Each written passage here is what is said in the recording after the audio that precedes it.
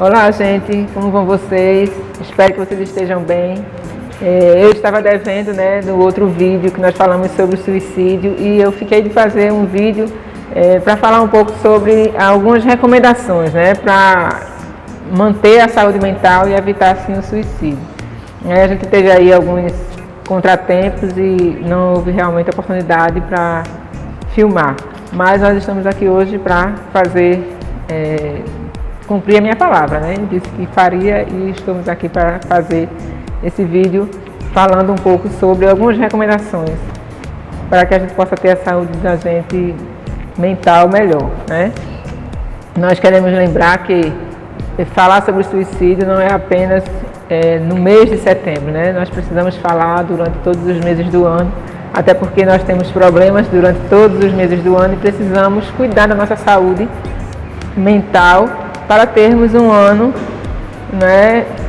bom, um ano com mais perspectivas de melhoria, com conquistas também e conhecendo um pouco a gente mesmo, e assim nos ajudando e ajudando outras pessoas que possam vir a passar por alguma situação, que venham a pensar em suicídio ou até nem pensem em suicídio, mas não esteja vivendo muito bem. Então que nós possamos ser também agentes promotores de saúde mental. Só recapitulando um pouco, a questão do suicídio, quem pensa em suicídio não quer aparecer. Às vezes a gente tem muito essa ideia, fulano tentou suicídio porque estava querendo aparecer. Mas mesmo que essa fosse a ideia de querer aparecer, não é a melhor forma, Não é a forma mais saudável de aparecer. Existem estratégias muito melhores que as pessoas podem se apresentar, podem se mostrar, para mostrar seu valor também. Na verdade, a pessoa que tenta o suicídio deve ser vista como alguém que está em sofrimento psíquico e por isso mesmo precisa de ajuda. Estudos apontam que 90% dos casos de suicídio podem ser prevenidos. E a gente pode ser sim agentes que promovam a saúde mental, ajudando pessoas assim a evitar chegar ao ponto de morrerem por suicídio. O tema do suicídio é amplamente abordado, apesar de ainda haver muito preconceito sobre o assunto, mas hoje, graças a Deus, nós estamos tendo a oportunidade de tratar esse tema de uma forma mais ampla. E quanto mais informação, mais quebra de tabus, quanto mais conscientização a respeito dos fatores de risco que podem ser os indicativos de que alguém possa tentar o suicídio, mais chance nós temos de prevenir e de salvar vidas. Por outro lado, nós precisamos também entender que é importante manter uma postura realista diante das situações, dos problemas da vida, visando o autoconhecimento, a resolução dos problemas que nós venhamos a enfrentar. E isso deve ser perseguido por todos nós, por todas as pessoas, mesmo que nós nunca venhamos a pensar em suicídio ou adotar condutas suicidas, até ter pensamentos suicidas. Nós precisamos realmente nos conhecer os nossos limites para ir resolvendo os problemas que vão surgindo ao longo da nossa vida de uma forma mais saudável. Cuidar da saúde mental, de forma geral, além de prevenir o suicídio, também promove uma vida de qualidade. E uma vida de qualidade é algo que nós precisamos realmente perseguir. Mas nós vamos falar sobre algumas recomendações para manter essa saúde mental e assim prevenir o suicídio e até ter estratégias para ajudar as pessoas que possam nos procurar para falar sobre suas angústias, sobre seus sofrimentos, que às vezes é bem complicado, a gente tratar esse assunto com as pessoas, porque a gente fica às vezes achando que não tem o que dizer, não tem o que fazer, não sabe como agir. Na verdade, a única coisa que as pessoas que estão em sofrimento psíquico querem é ser apoiadas. Claro que a gente precisa ter muito cuidado com isso, mas elas precisam ser apoiadas e saber que pode contar com alguém para ajudá-las. Mas vamos falar um pouco sobre essas recomendações. Nós precisamos entender que alguns passos dessas recomendações que nós vamos falar aqui não tem uma ordem, uma sequência lógica, mas se todas elas forem seguidas, com certeza vai ajudar muito a lidar com as dificuldades que podem surgir na vida. Nós vamos começar, né, pensando na questão da religião, né? A religião é considerada como um fator de proteção importante, porque ajuda a pessoa a driblar as dificuldades, não é enfrentar as dificuldades da vida, sabendo que tem alguém superior a ela que pode amparar, que pode ajudar, né? Como cristã, nós não podemos deixar de falar que a confiança plena em Deus ajuda a lidar com essas dificuldades da vida, sabendo que Ele está conosco em todos os momentos, né? Ele sabe de todas as coisas, Ele conhece os nossos limites, as nossas frustrações, os nossos problemas, sabe o que a gente está passando e Ele está conosco em todos os momentos, como Ele mesmo diz, né, lá em Mateus capítulo 28, verso 20, que Ele estaria conosco em todos os momentos até a consumação dos séculos. Em Filipenses 4,13 nós também podemos ver a referência que Paulo faz, né, com relação aos problemas da vida, que nós podemos tudo enfrentar em Cristo que nos fortalece. Então, Ele vai, à medida que nós vamos passando as dificuldades, Ele vai nos dando força para ir suportando, para ir resolvendo as dificuldades que surgem. E em 1 Pedro também existe uma recomendação, no capítulo 5, verso 7, que nós devemos lançar sobre Deus a nossa ansiedade, porque Ele tem cuidado de nós em todos os momentos. Então, outro ponto é conhecer-se, né? Nós precisamos conhecer os nossos pontos positivos, aquilo que a gente precisa melhorar, nossos medos, as nossas angústias, os nossos limites. Precisamos entender que temos limites e precisamos saber lidar com isso também.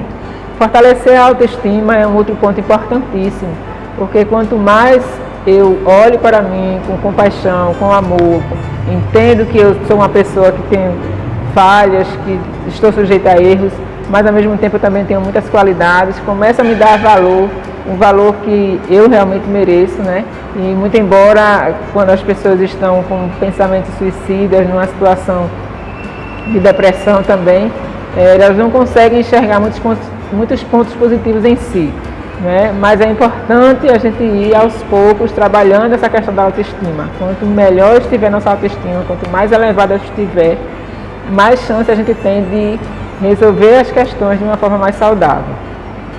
Não seja seu carrasco, né?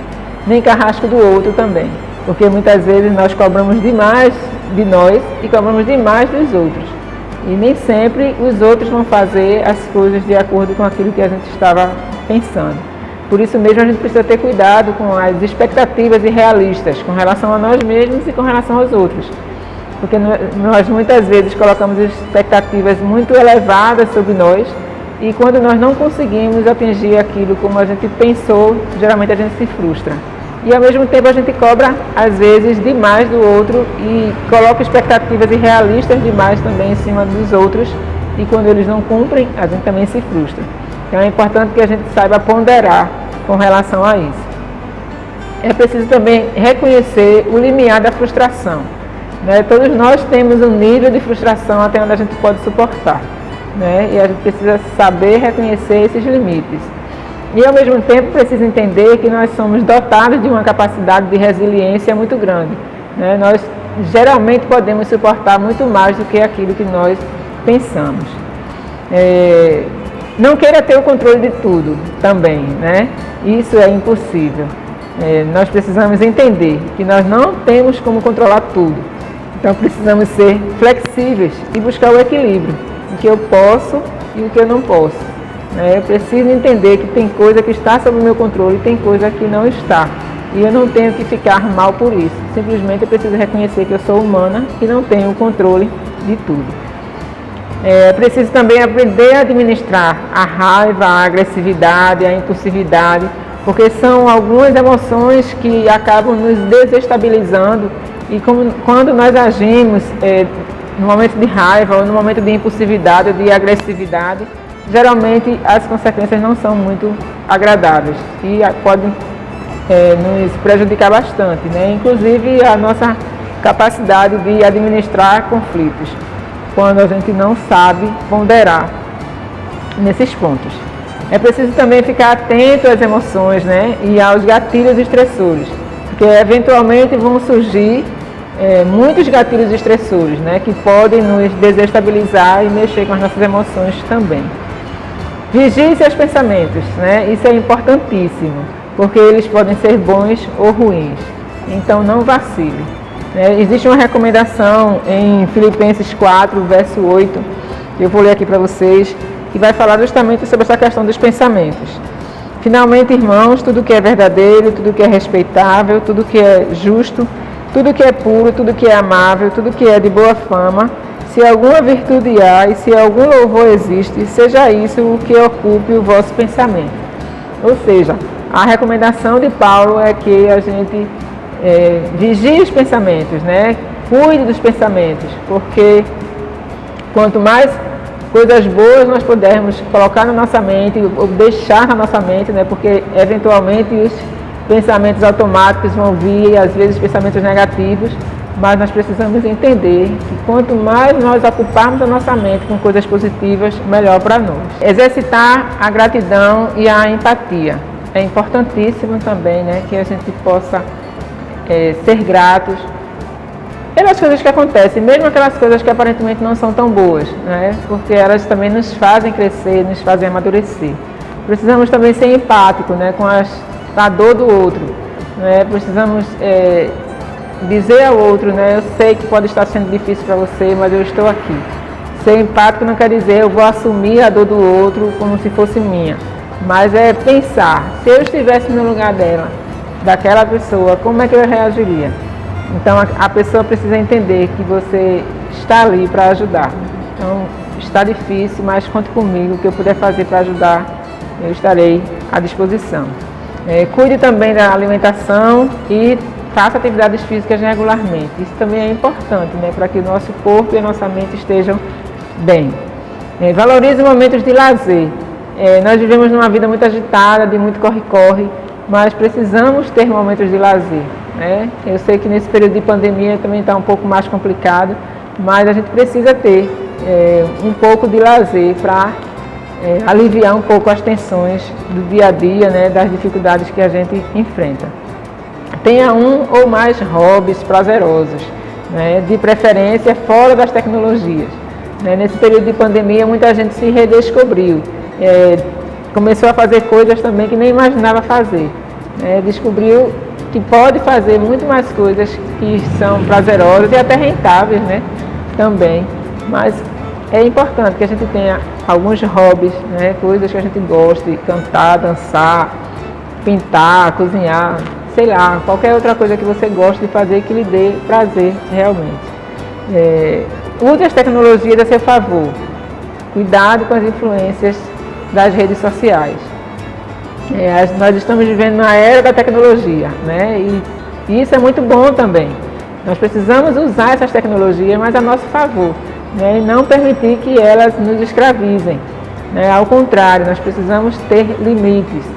Precisamos colocar a tecnologia no lugar dela, né? Por mais difícil que seja, principalmente essa turminha que está chegando agora, que nasceu já na era digital. É bem complicado administrar isso, mas é importante que a gente saiba dosar as coisas, né? Acho que a palavra da vida é equilíbrio, a gente precisa ter um equilíbrio entre as coisas, para que as relações interpessoais também não sofram tanto, né? É importante que a gente saiba utilizar essas tecnologias de forma saudável. Por fim, quebre o tabu, né? Se precisar, procure ajuda de profissionais da psicologia ou da psiquiatria. Esses profissionais são os mais adequados para ajudar, né, a você desatar os nós que podem estar ali atormentando, né? São profissionais que estão preparados, né, treinados para ajudar você, né, a lidar com as dificuldades da vida, a cuidar de você de fato, né, no caso das suas emoções e da sua mente. Então não tenha receio de procurar esses profissionais, nem tenha preconceito, porque a ideia é que essas pessoas realmente possam lhe ajudar numa área que você não está conseguindo administrar sozinho, né? E se no final de tudo isso, né, que a gente falou aqui, você ainda não tiver coragem de falar com ninguém, porque muitas pessoas, né, que tentam suicídio, que têm pensamentos de suicídio já relataram isso, né? Eu tinha muita vergonha de falar sobre o que eu pensava. Então, se você tem muita vergonha e não tem como falar com alguém, ou acha que vai ser muito criticado, você pode também ter um outro recurso, né, à sua disposição, ligando para o número 188, o CVV, Centro de Valorização da Vida, e lá tem pessoas que estão capacitadas para ouvir a sua demanda, para ouvir a sua história, aquilo que você quiser falar, né? Elas não vão pedir sua identificação, é sigiloso também, mas é importante, né? Se você realmente não está conseguindo falar com ninguém perto de você porque não tem coragem, pode ligar para esse número, que com certeza você vai ter o apoio que você precisa para esse momento de maior dificuldade. Mas não sofra sozinha. Se você precisar de ajuda, peça ajuda. E se você sabe de alguém que está sofrendo, não deixe ele sofrer sozinho. Coloque-se à disposição para ajudar, né? E mesmo que você não consiga ajudar a pessoa, mas provavelmente você conhece pessoas que podem ajudar, né? Então nós estamos à disposição na nossa igreja para ajudar, né, à medida do possível. Nós estamos com uma agenda um pouco apertada, né, por conta de muitos atendimentos que nós estamos fazendo. Inclusive nós percebemos um aumento realmente da procura pelo atendimento psicológico nesse período pós-pandemia, e na verdade nós ainda estamos vivendo esse período, né? Mas é importante que você cuide da sua saúde mental, certo? Que Deus possa abençoar sua vida, lhe dar sabedoria para lidar com as dificuldades da vida, e se precisar, procure ajuda. Deus abençoe e até a próxima.